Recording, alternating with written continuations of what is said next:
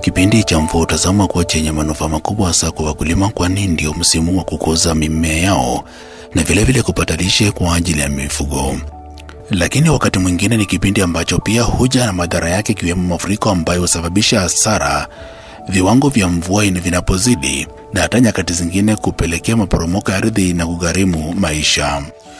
Ni kutokana na hali hizi ambapo wadau mbalimbali kaunti ya Pokot Magharibi wameanzisha mikakati ya kuhakikisha kwamba mkulima na mkazi wa kaunti hii anasalia salama, hasa baada ya kubainika kipindi cha mvua akitamatiki hivi karibuni. Kulingana na mzee William Lopetakou ambaye anahusika na masuala ya utamaduni katika kaunti ya Pokot Magharibi, wazee hutumia mbinu mbalimbali za kitamaduni kubaini hali ya anga na kutoa mwelekeo kwa wakulima. Hii ni utaalamu ambaye Pokot wanatumia mara nyingi kupredict maneno ya weather, vile inaweza kutokea, kama itakuweko na mvua au haitakuweko. Hivyo kuna vitu nyingi ambaye utamaduni ya Pokot huwa wanatumia kuangalia, kuhakikisha kwamba maisha inaendelea kwa njia nzuri. Na ikiwa maisha yanataka kuleta kasoro, lazima watafutie namna ya kuleta remedy ya hiyo maneno. James Tepaluk ni mtaalamu wa utabiri wa hali ya anga kwa kutumia viungo vya mnyama hasa mbuzi, na anaelezea jinsi shughuli hiyo inafanyika. Mimi ndio niliangalia hiyo mbuzi ambayo tumeua. Nimeua kwa staili ya Kipokot, sio kuchinja singo. Nikaua hapa kandi ya mkuu ya mbele upande ya kulia, na nikatoa mara nikaangalia. Ile kitu imeonyesha kubwa kwa hii mbuzi ambaye niliona ni mambo ya mvua. Mvua bado iko nyingi sana kwa mwezi mbili.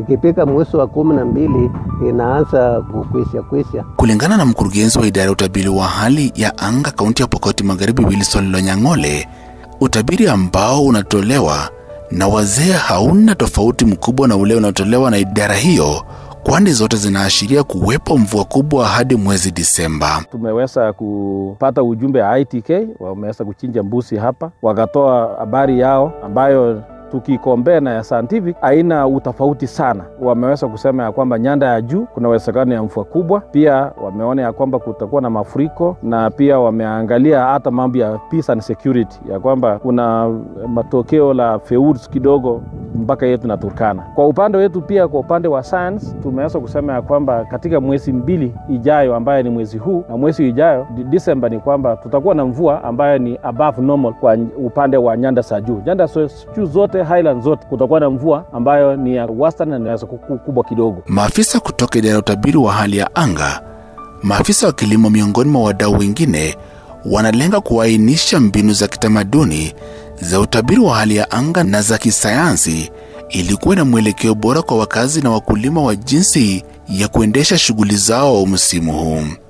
Winnie Cheptoni, afisa wa shirika la SICOM. Tumejaliwa kukuwa na wazee tukafanya ile tunaita indigenous traditional knowledge ITK weather prediction, ambayo sasa tunakutanisha na ile scientific knowledge ambayo tunapewa na Kenya Meteorological Department, na kutoka hapo sasa tuko katika shughuli ya kutengeneza advisories for farmers and livestock farmers na community kuhusiana na mambo ya weather. Kauli yake inasisitizwa na afisa wa shirika la Danish Refugee Council DRC ambalo ni mfadhili mkuu wa mradi huo, Benjamin Ekiru, ambaye anasema mpango huo aidha utasaidia jamii kuchukua tahadhari zinazofaa msimu huu wa mvua ambao unatarajiwa kwenda hadi mwezi Disemba. The main objective of the project is that the communities and individuals can anticipate, prevent and adapt to the climate and conflict-related shocks and stressors. This information will help the community members to take the necessary precautions. Kulingana na wazee, serikali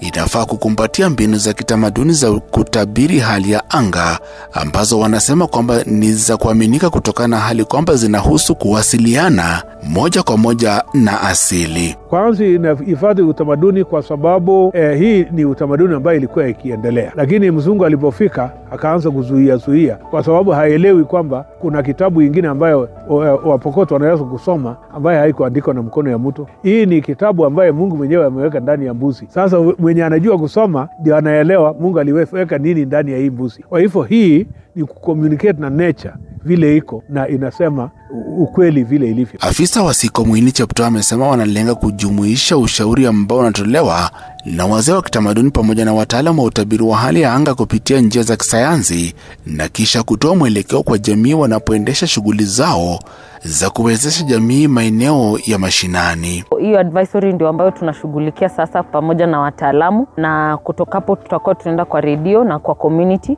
kudisseminate hiyo information, kupeana hiyo information kwa community ili waweze kujipanga between saa hizi na mwisho wa December, kwa sababu pia scientific prediction imesema kwamba 2 months November hii na December mvua itakuwa bado mingi. So hiyo ndio tuko hapa tukifanya. Na kufikia hapo ndipo nahitimisha makala haya maalum.